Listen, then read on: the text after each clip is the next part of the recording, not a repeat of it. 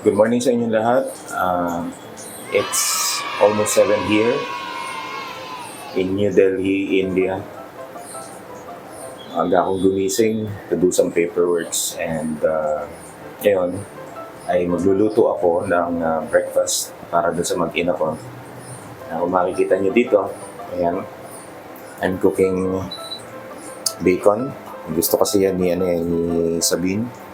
And then meron kaming tirang adobo at saka tinola dito. Kagabi pa yan pero hindi ko tinatapon kasi hindi pa naman sira. Kung ayaw kainin ni Mrs. at ni Sabine, ako ang kakain kasi sayang. Diba? Medyo mahal ang mga paninda dito, so para makatipid, ako na lang ang kakain. Okay? Kasi pwede pa naman. Okay? So ngayon, ito yung aming kusina. Medyo maliit. Siyempre, tiis-tiis. At dito, pagpasok mo, meron ka makikitang sign kagad. Ayan ang sign niya. Cooking fish and prawns is strictly, pinagbabawalan kami na magluto ng mga ganito dito. Lalo na yung yung tuyo. Bawal na bawal sa kanila yung dito kasi very sensitive yung mga pang-amoy ng mga Indiano when it comes to dried fish, yung ng ating tuyo. Kung sa ating mga Pinoy ay mahalimuyak ito, nakakagutom. Sa kanila, kasuklam-suklam yung amoy nito. Sa loob na po nga, mas mabaho ang curry. Pero siyempre, iba yung kultura nila, iba yung composition ng kanilang pang-amoy. So, irespeto natin yan. Nasa ibang bansa tayo dito. And hindi ko na pangangasang magluto pa ng tuyo. Kahit masarap kainin ng tuyo, yun ang pinakamatipid na gawing ulam dito sa India. Okay? Balikan ko kay mamaya. Magluto muna ako. Tapusin ko yung pagluluto kasi we have a very long day ahead. Pupunta kami sa hospital mamaya to get the results and to conduct the other tests ni Sabine and of course the nieces to determine kung okay yung compatibility nila for the liver transplant. Okay? So I'll see you later. Lalakad kami papunta sa Max Hospital. Dito sa Saket District ng India, ang pinakasasakyan na ginagamit ng mga Indiano ay yung mala-tricycle nilang public transport na tinatawag nilang tok-tok. Malaki to sa ating tricycle sa Pilipinas at ang kulay nito ay yellow at saka green. Kayang magsakay ito ng hanggang 4 na katao. Isa yung katabi ng driver, tapos 3 doon sa likod. Ito nga palang lugar na kung saan kami nag-i-stay ay tinatawag na Malviya Nagar. So ang bayad namin from our apartment to the hospital, usually kapag makaka-tsempo ka ng mababait na tok-tok driver, sisingilin ka lang ng mga 50 to 60 rupees. Pero kung ang masasakyan mo ay yung mga balahuran driver, hindi papayag na 50 o 60, sisingilin ka ng 100 rupees. It's equivalent to almost 65 pesos. Kung mapapansin ninyo, sa gilid ng daan ay napakaraming mga private na sasakyan na nakaparada.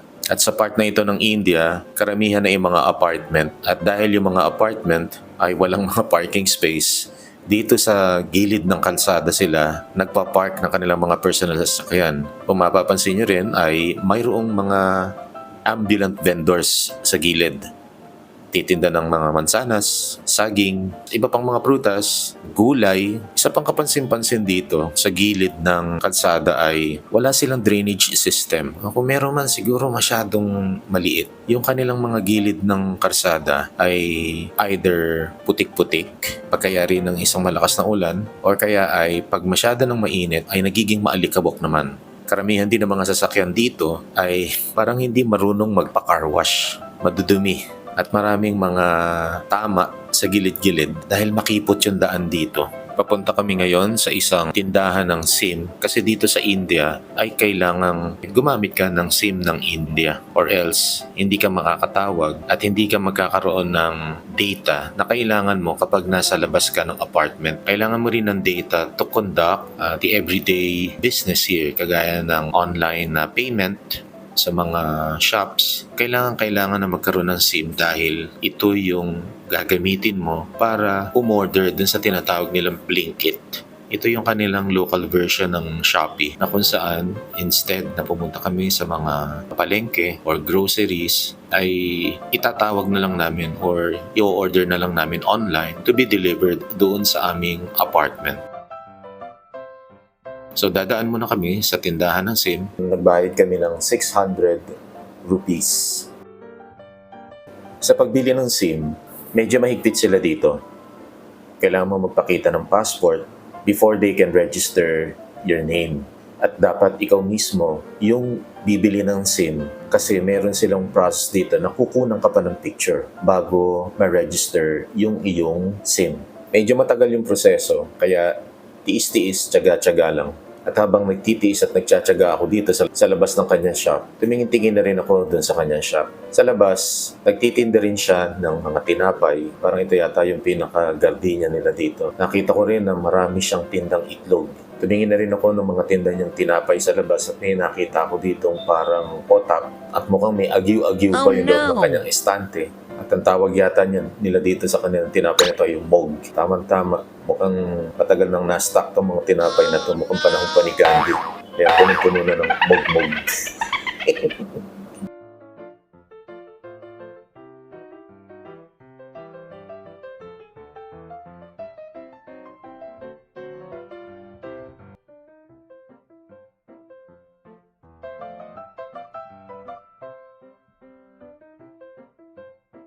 Dito kami ngayon sa east side ng Max Hospital. Kasi East Building kasi ay schedule for DNA test. Ayan ang misis ko. Ayan, tsaka si Sabine. We're still waiting. Sa tingin ko kaya kailangan yung DNA test ay para talaga ma-prove at ma-inform yung mga doctors na yung liver donor, yung pagkukuhanan ay talagang mga magulang. Kasi baka magkamali nga naman, kapag hindi compatible, i-reject agad yun. So sa tingin ko yun yung dahilan kaya kami pinag-DNA test. Nakuha na namin yung ibang mga documents ngayon at parang meron pa yata isang test si Mrs. mamaya. What's your test? MRI. Meron pa siyang MRI. Hindi ko alam kung ano yung MRI na yan. Pero part of Liver, yung mga ugat, yung mga biliary duct. para daw sa liver, sa mga Kaloob-looban. kaloob-looban. Mga ugat na maliit. Kaloob-looban ng liver, pati yung mga bile ducts na titingnan kung may bara, kung okay, ganun kabusisi bago magkaroon ng liver transplant. So tsaga-tsaga lang, pero pag natapos kami dito, yung mga sinasubmit namin mga test results, yun yung gagamitin ngayon ng mga team of liver transplant doctors and surgeons in order to evaluate kung pwedeng ituloy yung liver transplant ni Sabine or kukuha ng alternative donors or what. So we're praying na sana maging okay lahat. Kapag hindi umokay si Mrs., ako masasalang na donor. Nandito kami sa International Patients Lounge. Meron silang separate wing or building sa hospital that just accommodates yung mga international patients. So may mga nakikita kami ditong mga Burmese, ano pa, Yemen, Kenyan, Ethiopian, Uzbekistan, yung mga surrounding Asian countries. So mostly nasa nasa South Asia, South Asian continent.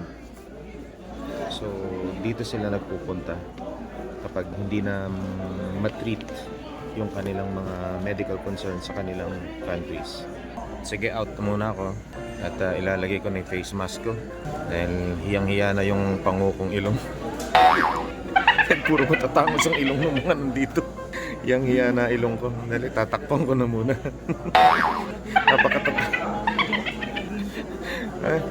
Napakatatangos ng mga ilong ng mga nandito. Pinagalo-halong Indian, Iranian. Iba yung mga... Tapos ang ilong dito, walang dapa. Dito. ang tatangos ng mga ilong. Yung ilong ko lang ang dapa. Hiyang-hiya na ako. Tatakpan ko lang muna. Sige, I'll see you later.